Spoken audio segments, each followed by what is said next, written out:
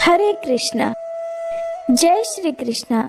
आज से आप पूरे ज्येष्ठ के महीने में, जिसे हम आम भाषा में जेठ का महीना भी कहते हैं, ज्येष्ठ मास महात्म्य की कथाओं का रसपान करेंगे। तो भगवान रुद्र ने कहा, हे ब्राह्मण, आपने भगवान सूर्य नारायण के महात्म्य का तो वर्णन किया, जिसके सुनने से हमें बहुत आनंद भी मिला। अब कृपा कर आप उनके महात्म्य का और वर्णन कीजिए। श्री ब्रह्मा जी कहने लगे, हे रुद्र, इस सचराचर त्रैलोक्य के मूल भगवान सूर्य नारायण ही हैं।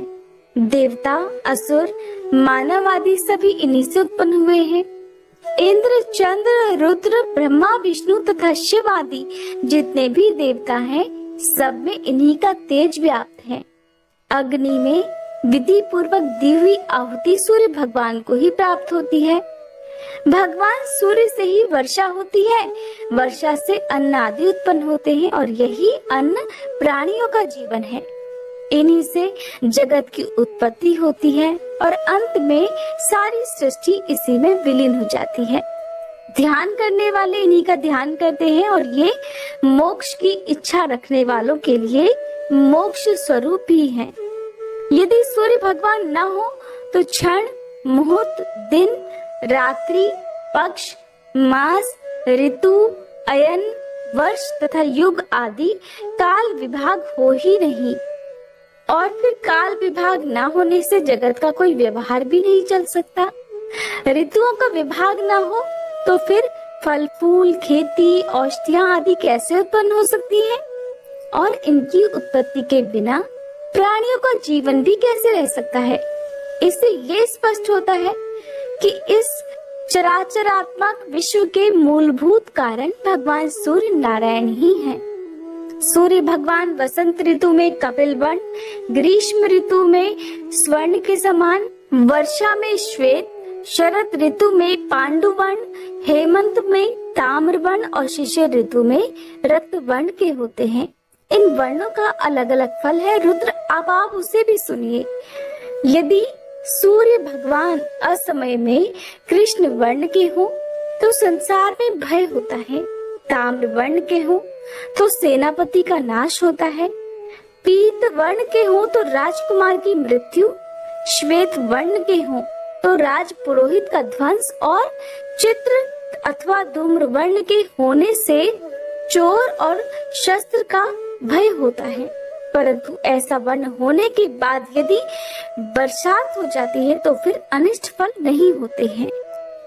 अब जानिए भगवान सूर्य का अभिषेक और उनकी रथ यात्रा के बारे में। तो भगवान रुद्र ने पूछा, हे ब्राह्मण, भगवान सूर्य की रथ यात्रा कब और किस विधि से की जाती है? रथ यात्रा करने वाले, रथ को खींचने वाले, रथ को वहन करने वाले, रथ के साथ चलने वाले और रथ के आगे नृत्य गान करने वाले, रात्रि जागरण करने वाले पुरुषों को क्या फल प्राप्त होता है? इसे आप लोक कल्याण के लिए विस्तार पूर्वक बताइए। तब श्री ब्रह्मा जी कहने लगे, हे रुद्र, आपने अत्यंत उत्तम प्रश्न पूछा है। अब मैं इसका वर्णन करता हूँ, आप इसे एकाग्र मन से सुनिए। भगवान सूर्य की रथ यात्रा और इंद्रोत्सव, ये दोनों जगत के कल्याण के लिए मैंने प्रवर्तित किए हैं। जिस देश में ये दोनों महोत्सव आयोजित किए जाते हैं, वहाँ दुर्भिक्ष अर्थात अकाल आदि उपद्रव नहीं होते और न ही चोरी आदि का भय ही रहता है। इसलिए अकाल आदि उपद्रवों की शांति के लिए इन उत्सवों को मनाना चाहिए। मार्गशीर्ष के शुक्ल पक्ष की सप्तमी को घी के द्वारा भगवान सूर्य को श्रद्धा पूर्वक स्नान कराना चाहिए। ऐसा करने वाला पुरुष सोने के विमान में बैठकर अग्नि लोक को जाता है, वहाँ दिव्य भोग प्राप्त करता है। जो व्यक्ति शक्कर के साथ शाली चावल का भात, मिष्ठान और चित्रवर्ण के भात को भगवान सूर्य को अर्पित करता है, वह ब्रह्मलोक को प्राप्त होता है। जो प्रतिदिन भगवान सूर्य को भक्ति पूर्वक घी का उबटन लगाता है, वह परम गति को प्राप्त होता है। पौष शुक्ल सप्तमी को तीर्थों के जल अथवा पवित्र जल से वेद मंत्रों के द्वारा भगवान सूर्य को स्नान कराना चाहिए। सूर्य भगवान के अभिषेक के समय प्रयाग, पुष्कर, कुरुक्षेत्र, नैमिष, प्रथदूतक अर्थात पेहवा, शोण, गोकर्ण, ब्रह्मावर्त, कुशावर्त, बिल्वक, नील पर्वत, गंगद्वार, गंगा सागर, कालप्रिय, मित्रवन, भांडीर वन, चक्र तीर्थ, राम तीर्थ, गंगा, यमुना, सरस्वती, सिंधु, चंद्रभागा, नर्मदा, विपाशा अर्थात व्यास नदी, तापी, शिवा, वेत्रवती अर्थात बेतवा, गोदावरी, पयोष्णी अर्थात मंदाकिनी, कृष्णा, वेण्या, शतद्रु अर्थात सतलज, पुष्करणी, कौशिकी अर्थात कोसी तथा सरयू आदि सभी तीर्थों, नदियों और समुद्रों का स्मरण करना चाहिए। दिव्य आश्रमों और देव स्थानों का भी स्मरण करना चाहिए। इस प्रकार स्नान कराकर 3 दिन, 7 दिन, एक पक्ष अथवा मास भर उस अभिषेक के स्थान में ही भगवान का अधिवास करे और प्रतिदिन भक्ति पूर्वक उनकी पूजा करता रहे। माघ मास के कृष्ण पक्ष की सप्तमी को मंगल कलशों तथा वितान आदि से सुशोभित चौकोर और पक्के ईंटों से बनी वेदी पर सूर्य नारायण को भली भांति स्थापित कर हवन, ब्राह्मण भोजन, वेद पाठ और विभिन्न प्रकार के नृत्य, गीत, वाद्य आदि उत्सवों को करना चाहिए। फिर माघ शुक्ल चतुर्थी को अयाचित व्रत करे, पंचमी को एक बार भोजन करे, षष्ठी को रात के समय ही भोजन करे और सप्तमी को उपवास कर हवन, ब्राह्मण भोजन आदि संपन्न करे। सबको दक्षिणा देकर पौराणिक की भलीभांति पूजा करे। फिर रत्न जटित स्वर्ण के रथ में भगवान सूर्य को विराजित करे और उस रथ को उस दिन मंदिर के आगे ही खड़ा रखे। रात में जागरण करे और फिर रात में भजन कीर्तन चलता रहे। माघ शुक्ल अष्टमी को रथ यात्रा करनी चाहिए। रथ के आगे विविध बाजे बजते रहे, नृत्य, गीत और मंगल वेद ध्वनि होती रहे। अब जानिए कि किस प्रकार किस दिशा से रथ यात्रा प्रारंभ की जाती है। तो रथ यात्रा प्रथम नगर के उत्तर दिशा से प्रारंभ की जाती है, फिर क्रमशः पूर्व, दक्षिण और पश्चिम दिशाओं में भ्रमण कराई जाती है। इस प्रकार रथ यात्रा करने से राज्य के सभी उपद्रव शांत हो जाते हैं, राजा को युद्ध में विजय मिलती है तथा उस राज्य में सभी प्रजाएं और पशुगण निरोगी और सुखी हो जाते हैं। रथ यात्रा करने वाले, रथ को वहन करने वाले और रथ के साथ जाने वाले सूर्य लोक में निवास करते हैं। ब्रह्मा जी के मुंह से ऐसा सुनकर तब रुद्र ने फिर से कहा, हे ब्राह्मण, मंदिर में प्रतिष्ठित प्रतिमा को किस प्रकार उठाना चाहिए और किस प्रकार रथ में विराजमान करना चाहिए, इस विषय में मुझे कुछ संदेह हो रहा है, क्योंकि वह प्रतिमा तो स्थिर अर्थात अचल प्रतिष्ठित है, अतः उसे कैसे चलाया जा सकता है। कृपा कर हे ब्रह्मा जी, आप मेरे इस संशय को दूर करें। तब ब्रह्मा जी कहने लगे, संवत्सर के अवयवों के रूप में जिस रथ का पूर्व में मैंने वर्णन किया है, वह रथ सभी रथों में पहला रथ है। उसको देखकर ही विश्वकर्मा जी ने सभी देवताओं के लिए अलग अलग विविध प्रकार के रथ बनाए हैं। उस प्रथम रथ की पूजा के लिए भगवान सूर्य ने अपने पुत्र मनु को वह रथ प्रदान किया। मनु ने राजा इक्ष्वाकु को दिया। तब से यह रथ यात्रा पूजित हो गई और परंपरा से चली आ रही है। इसलिए सूर्य की रथ यात्रा का उत्सव मनाना चाहिए। भगवान सूर्य तो आकाश में भ्रमण करते रहते हैं, इसलिए उनकी प्रतिमा को चलाने में कोई भी दोष नहीं है। भगवान सूर्य के भ्रमण करते हुए उनका रथ और मंडल दिखाई नहीं पड़ता, इसलिए मनुष्यों ने रथ यात्रा के द्वारा ही उनके रथ और मंडल का दर्शन किया है। ब्रह्मा, विष्णु, शिव आदि देवों की प्रतिमा के स्थापित हो जाने के बाद उनको उठाना नहीं चाहिए, किंतु सूर्य नारायण की रथ यात्रा प्रजाओं की शांति के लिए प्रतिवर्ष करनी चाहिए। सोने, चांदी अथवा उत्तम काष्ठ का अतिशय रमणीय और बहुत सुदृढ़ रथ का निर्माण करना चाहिए। उसके बीच में भगवान सूर्य की प्रतिमा को स्थापित कर उत्तम लक्षणों से युक्त अतिशय सुशील हरित वर्ण के घोड़ों को रथ में नियोजित करना चाहिए।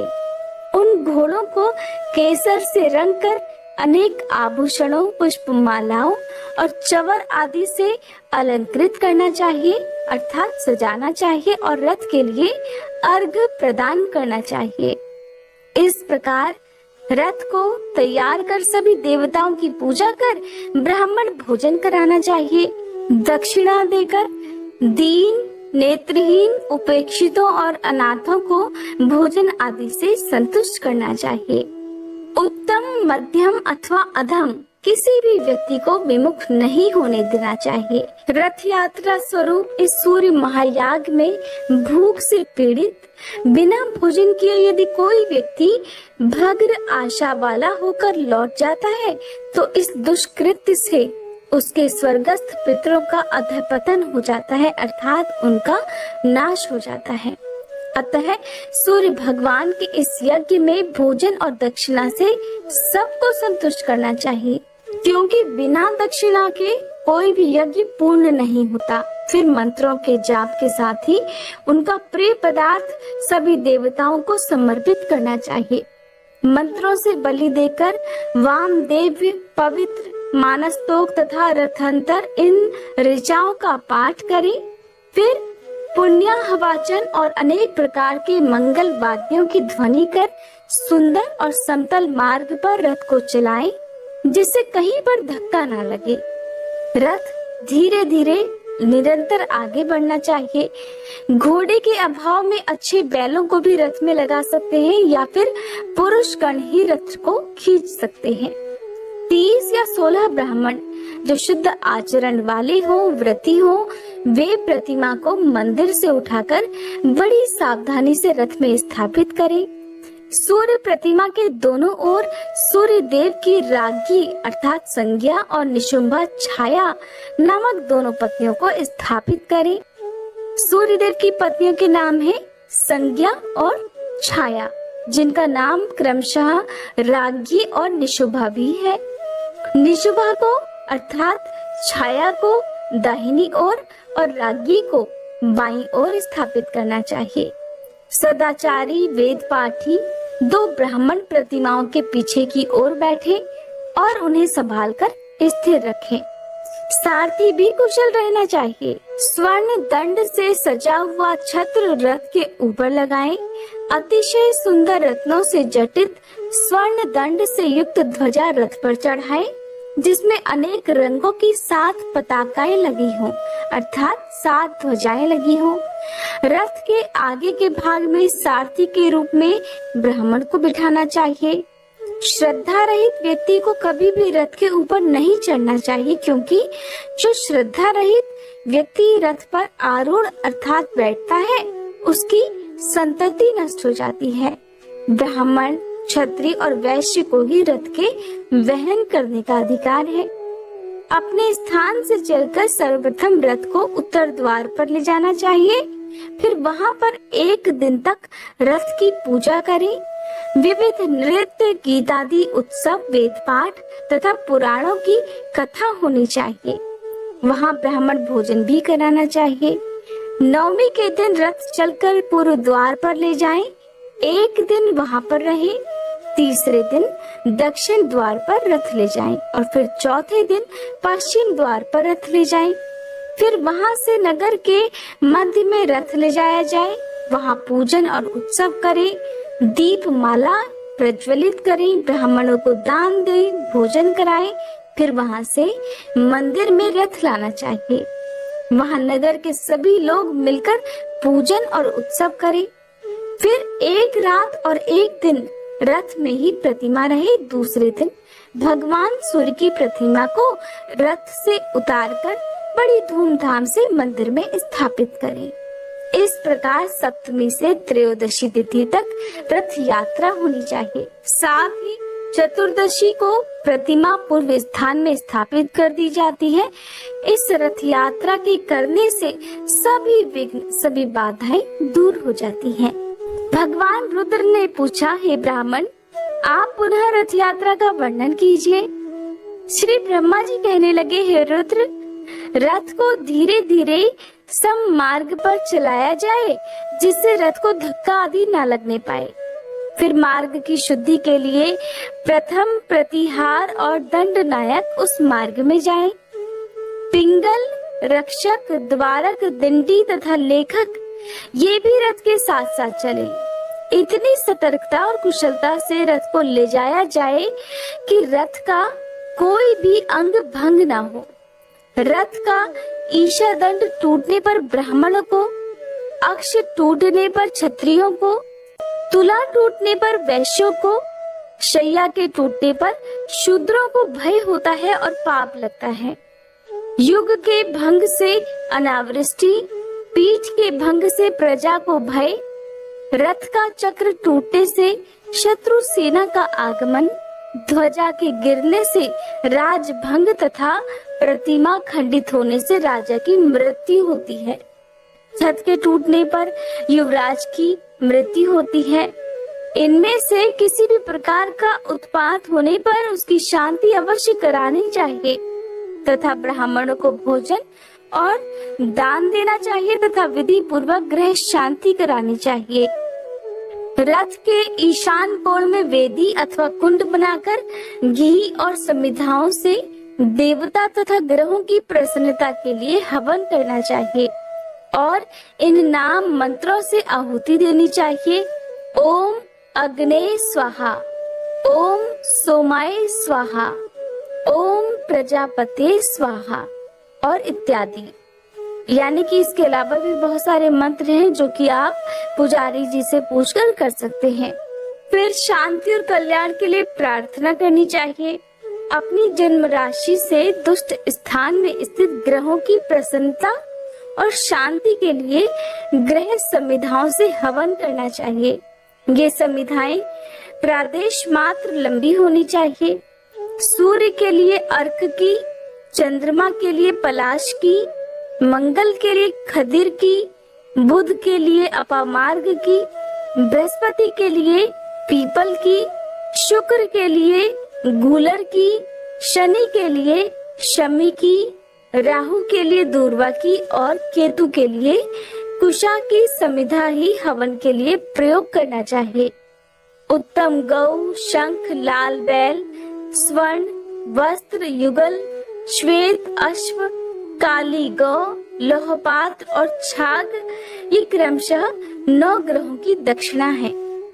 गुड़ और भात, घी मिश्रित खीर, हविष्यात्र, क्षीरात्र, दही भात, घी, तिल और उड़द के बने पकवान, गूदों वाला फल, चित्रवर्ण का भात और कांजी ये क्रमशः 9 ग्रहों के भोजन हैं। जैसे शरीर में कवच पहन लेने से बाण नहीं लगते, ठीक वैसे ही ग्रहों की शांति करने से किसी प्रकार का उत्पात नहीं होता।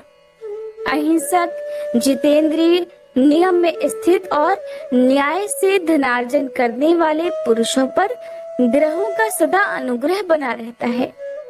यश, धन, संतान की प्राप्ति के लिए, अनावृष्टि होने पर, आरोग्य प्राप्ति के लिए तथा सभी उपद्रवों की शांति के लिए ग्रहों की सदा पूजा करनी चाहिए। संतान से रहित, दुष्ट संतान वाली, मृत वत्सा, मात्र कन्या संतान वाली स्त्री, संतान दोष की निवृत्ति के लिए, जिसका राज्य नष्ट हो गया हो वह राज्य के लिए, रोगी पुरुष रोग की शांति के लिए अवश्य ग्रहों की शांति करे, ऐसा विद्वानों ने कहा है। ग्रहों की प्रतिमा ताम्र, स्फटिक, रक्त चंदन, स्वर्ण, चांदी, लोहे और शीशे आदि की बनवाकर अथवा इनके चित्र का निर्माण कराकर जिस ग्रह का जो वर्ण हो उसी रंग के वस्त्र और पुष्प उन्हें समर्पित करें। गुग्गल का धूप सभी को अर्पित करना चाहिए। नवग्रहों के मंत्रों से एक एक ग्रह के नाम से समिधा, घृत, शहद, दही की 108 अथवा 28 आहुतियां दे और ब्राह्मणों को भोजन कराएं। फिर उन्हें यथाशक्ति दक्षिणा भी दे। जो ग्रह जिसके गोचर अथवा कुंडली में दुष्ट स्थान पर स्थित हो, उसे उस ग्रह की यत्न पूर्वक पूजा करनी चाहिए। महादेव, मैंने इन ग्रहों को ऐसा वर दिया है कि लोगों द्वारा तुम सब पूजित हो।